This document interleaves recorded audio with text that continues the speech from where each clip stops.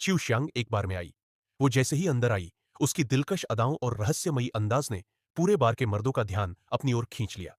सिर्फ एक नजर और एक गुंडा उससे बात करने चला आया। फिर एक रईसजादा उसे ड्रिंक ऑफर करता है।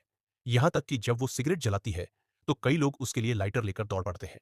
लेकिन इस सब के बीच एक लेखक उसे बस चुपचाप देखता है। वो बीमार है, थका हुआ है और प्रेरणा से खाली हो चुका है।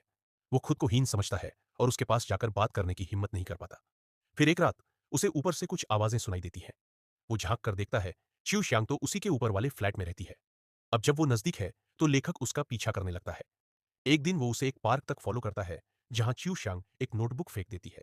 लेखक वो नोटबुक उठा लेता है और जब उसके पन्ने पलटता है तो सन्न रह जाता है।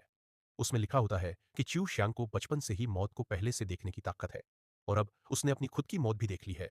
30 साल की उम्र में उसकी हत्या होनी तय है।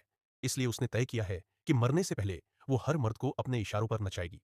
ये सब पढ़कर लेखक को प्रेरणा मिलती है। वो च्यू श्यांग से मिलता है और कहता है कि वो उसकी जिंदगी पर आधारित एक प्रेम और हत्या की कहानी लिखना चाहता है।